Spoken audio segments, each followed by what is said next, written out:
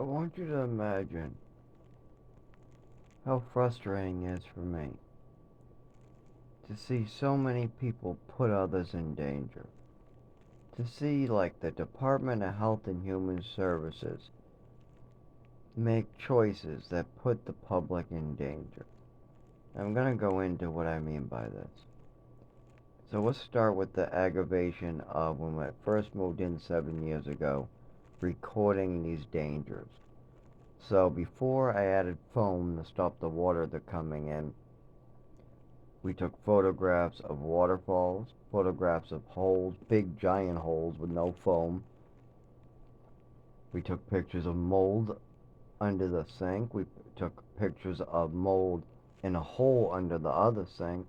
We took pictures of mushrooms coming in through the floor. A hole in the door, no doorknob working at all, no doorknob at all. He just left one in a bag on the table that actually didn't work. Or at least that's what it was when I came in. There was no doorknob apparently, and people just kept on playing with something that was there. So with all this pictures, nobody wanted to look. When I went down, oh, there's nothing. We don't want to look at it. We don't want to see it. Oh, it doesn't matter. That's a different department. Then we go to a different department. Oh, there's nothing to do about that. They'll go someplace else. They literally stare at the ceiling, the floor. They look at the wall and tell us to go away. Meanwhile, people could get hurt. People could get sick. But they're telling me no. So we call the landlord. We got pictures. We got videos. No.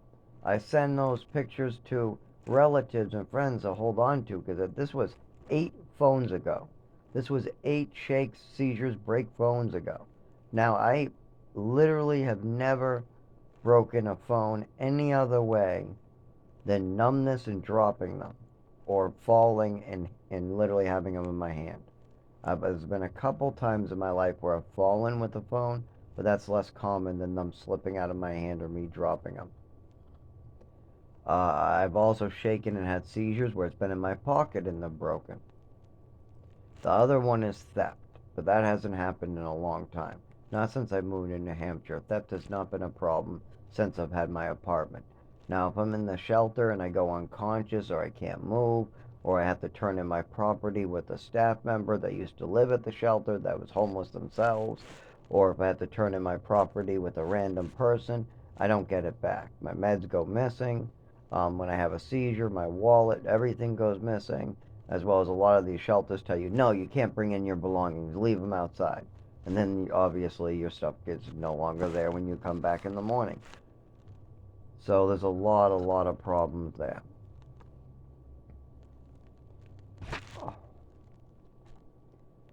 So now, 7 years later, I'm still taking pictures and I'm going down to like Walgreens. Now, these pictures, some of them are years old. Some of them are this year. Some of them are 8 years. Some of them we are actually no, we don't have any 8 years because those were the old phones. I think the most recent phones, the one as the home computer, only goes back 2.5, 3 years. So we got 3 years, 2 years, 1 years, and then we got a bunch of broken phones, and we got a bunch of people holding on to pictures for me of mushrooms coming in the floors. When I had the seizure, my face was all like Frankenstein. Um, all the cuts was from another seizure all over my body. Still don't know why my testicles looked all full of blood. The doctor said that because the GI was having a problem beforehand, and I got this cool feeling that yes, it could be dripping down, filling, but I don't know. I never got a full diagnosis on that one. But with all these pictures and the breathing and the chest, and it's very simple. When we close the windows, or when the mold's real bad, we get sick instantly. When we go to somebody else's house full of smoke, we get better. When we go outside, we get better. When we open the windows, we get better. But if we close the windows, we get worse. If we go to any other building in America, we get better, except this one. And if we keep the windows open a crack, we still get sick. It's just less sick. The more mold that builds up, the thicker the air gets of this mold stuff. If the air is blowing in where the mold is at a higher concentration, we get sicker. You can see this by the pictures. You can see this by the water coming in. You can see this by the mold and water damage. You can see where this is at higher levels and at worse concentration. Concentrations. Um, excuse me. We get dizzy in here from all this shit. We have to. I don't even want to go over it. But anyways, what really sucks is the dates on the pictures. You literally won't get printed out. So I try to figure out at Walgreens how to print them out, but you only can print out 3-month-old pictures. So if they're not within 3 months, they won't let you make a hard copy. So then I can't send them out as a hard copy, and I don't have a hard copy. Then when my phone breaks, I lose those copies. So then I have to do another copy. Now, luckily, I have a separate home one, so I transfer copies on there, but that's full, so I can't make copies. See how aggravating this is? So then I have to try to figure out how do I change the date of an old photograph. Okay, I got one from 2 years ago. Let's try to change it. Oh, great, I moved it to the top. Although the guy at the store says take a screenshot, and that will move it to the top, but now it's smaller. This is so freaking aggravating. I don't need to be wasting my time with the landlord's bullshit, my mother and father's bullshit. I just want to work and help these other people suffering in the way I am.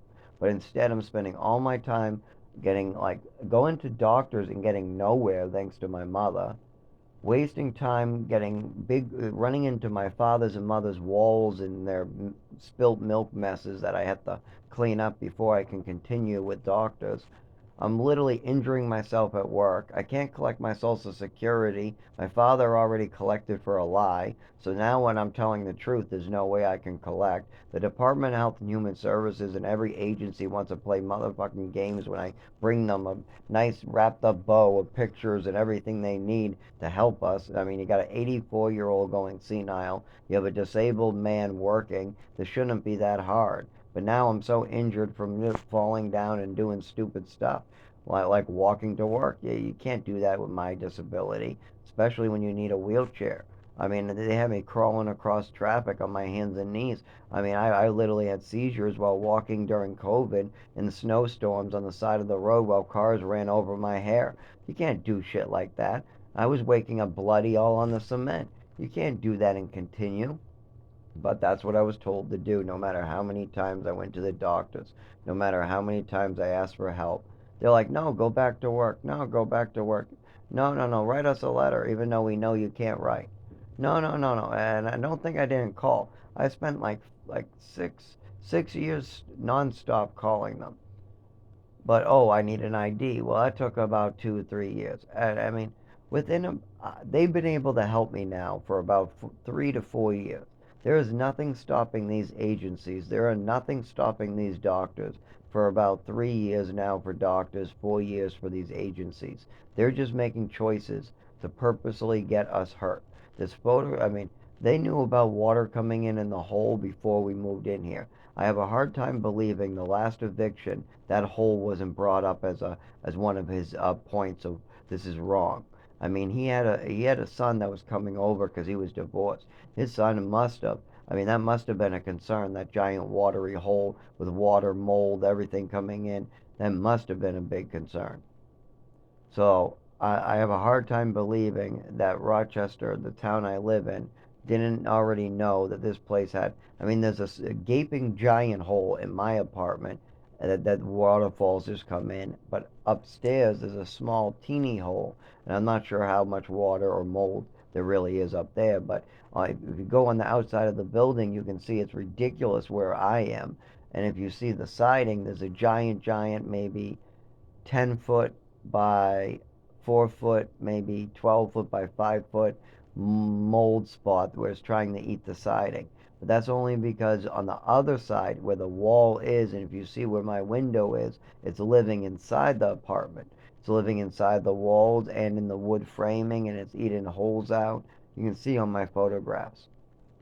You can see on the videos. It's disgusting, especially when it rains. And everybody was bound to get sick, and of course we are sick. Now we can't move, and if we close the windows, we're hospitalized.